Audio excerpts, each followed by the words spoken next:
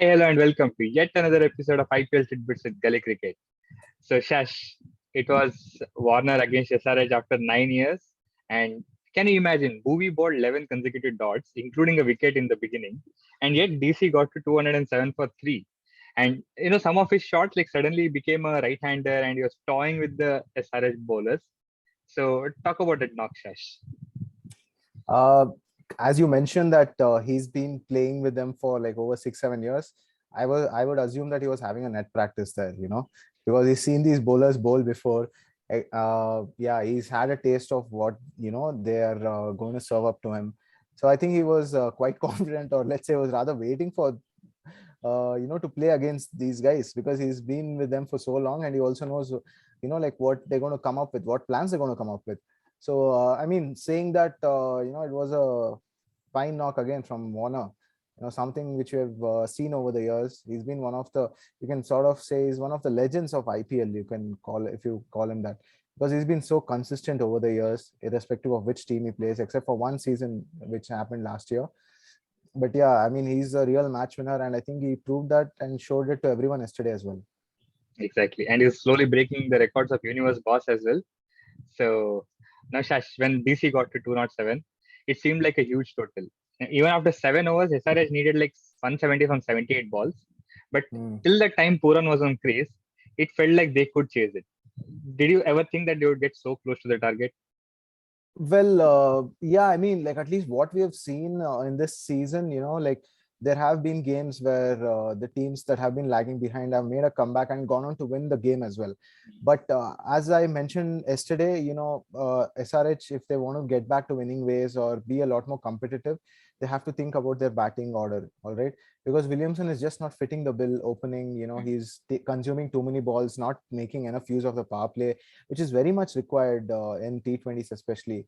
And yesterday also, when they were chasing 200 plus, if they lose 3 wickets in the power play, 90% of the time the team won't win the game, and that's what happened yesterday as well. I mean, I agree that it was a really good partnership between Markram and Nicholas Puran, but even then, it needed a Herculean effort from someone. I would say Puran was also probably unfortunate with his dismissal as well, because it was a little controversial considering the height of the ball. Yeah. But yeah, I think that is where and SRH with their bowling lineup would be very disappointed that they conceded so many runs as well. They are known for their they've been known as a very good bowling side over the years. So that is Natarajan did not play yesterday, right? Yeah, he was injured, I guess. Okay, yeah, assuming so. There was a bit of forced changes, I guess, which they had Hmm. to make because of unavailability of certain players. You saw Sean Abbott, who did reasonably well. Umran Malik was very expensive yesterday.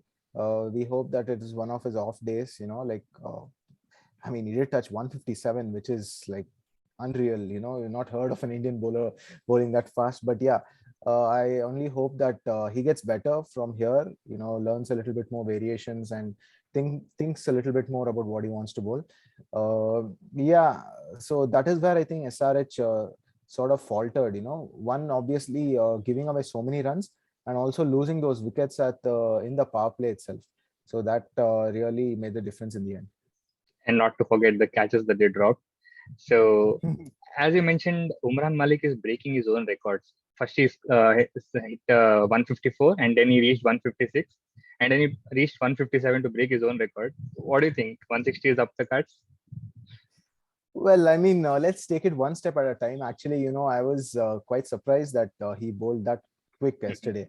I mean, he's just 22. He should only get better from here. I think with a bit of fast bowling training, or uh, I mean, muscle training and all these things, I think he can get a lot better. Now, pace can be a double-edged sword. All right.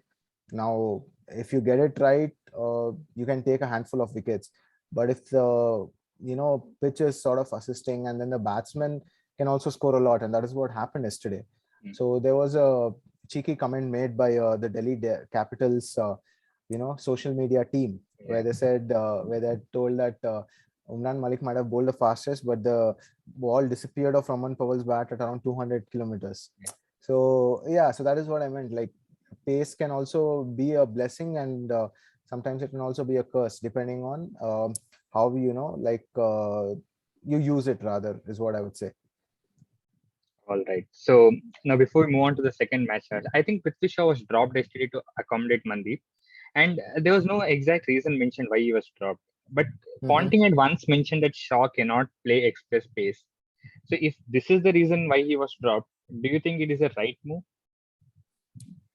Uh, I mean, it is not right on the part of Ponting, I would say, to say to tell something like that on in an open space, that he can't play pace. I mean, he has played the likes of Stark and Cummins as well. Even though, like, I feel it's a very small sample space that he's making a judgment like this. I would rather say that his form has contributed to him being omitted from the team. He's not been getting those runs which Delhi have expected from him at the top of the order. We have seen in a couple of games when he and Warner have got along how destructive they can be, but that has not happened often enough. So that is the main reason I would feel that he has been dropped from the team. And take nothing away from Mandeep. This guy. He's played some really handy knocks, be it for like RCB or Punjab or whichever team he's played for before. So I think that was a pretty tactical move, I would say. All right. So with that, we'll conclude today's video for the first match. But before that, we'll move to the man of the match contest. As so, David Warner scored a 92 and rightfully was the man of the match. And we didn't have surprises yesterday because Powell also scoring at 200 around. So yeah, let's spin the wheel. We have got a lot of entries. The wheel looks like a rainbow now. Hmm. If it's the same guy, I'm changing it. Oh, okay. Divyank New, SK. yeah, a new winner. Congratulations. Yeah, finally the wheels stopped being biased and chosen someone who has not won it before. Exactly. So yeah. So I'd say congratulations to Divyank. Well done. Yeah. All Getting right. it right. Congrats, Devyank. Yeah, you have been commenting all the days almost. So finally you won it. Congratulations. Do keep predicting today also. Yeah. So Shash, let's move on to today's match. Now we have a clash between the teams on opposite side of the points table. Number one ranked GT is playing number 10th ranked Mumbai. But the good news is that Mumbai is not yet eliminated from the tournament. They still have a 0.0011% or 11 in a million chance of qualifying. So Shash, what should they do to maximize their chances? I know you'll say win is the answer, but what else? Hmm. Probably continue from where they left off in the last game because it was the first win. I would say Ishan Kishan was dropped, I guess, right? In the last game, was he? They won against, no, it wasn't LSG. I'm not able to recollect because I think they played on Sunday or something, Yeah. right? I remember Surya Kumar scored a 50 and they managed to get over the line. Yeah. So I'm not able to recollect which team they won. But anyways, uh, see, that has been the issue, like with the batting or the bowling, they've not had two or three people stepping up. I think they definitely need runs from the top of the order to give them a good base because they have some useful players in Tilak Verma and Surya Kumar who can, take advantage of the momentum at the top of the order. So that is very much required. And bowling, if with whatever combinations, will they think of giving a chance to Arjun Tendulkar again? I mean, we've seen that he's practicing at the nets. Now, whether if they feel that he might add some value to the team is something to be seen. But yeah, they also need to get their bowling together to stand any chance of competing with Gujarat, who has been the red hot team in this tournament. Mm-hmm. Exactly. So I hope they get some good bowlers. Dhaval Kulkarni is in the mix, and even Arjun Yeah. Tendulkar is good bowler. Okay. So no, I do not have any matchup, but Hardik is playing against Mumbai today, and he's been doing exceptionally well in all departments. So can we expect some fireworks from him, like we saw from Warner yesterday? Why not? I mean, if it is time for settling scores, then I would say Hardik also would have his own say. Uh, I think he's been short of a runs in a few games. He's been reasonably consistent for them, leading the way as a captain as well.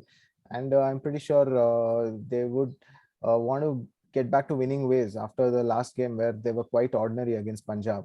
So they would want to brush that off and continue with the momentum where they had left off. So yeah, that would what they would be looking for.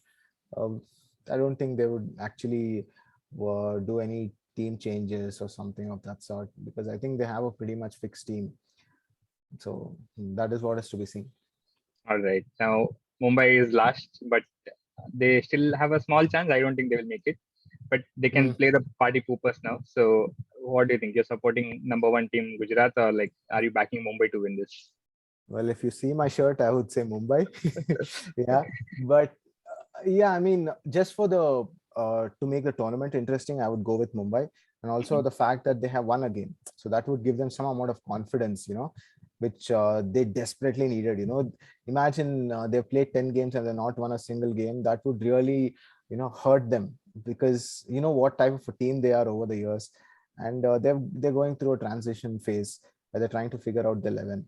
So, but I feel if they do, string a few wins, that would hold them in good stead for the next season, to have that team combination. I mean, things can change, all right. So this is just a one-off season. So let's see. I'm hoping that they win today and make the tournament table a little more interesting. All right. So Shash is backing Mumbai, and that's our preview from today's game between Gujarat and Mumbai.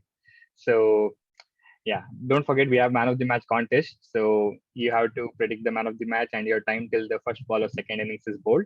So you have a lot of time. You can see who is scoring well, and you can maybe take them. So yeah, enjoy cricket today, and enjoy our video and share it and subscribe. And yeah, see you. Cheers.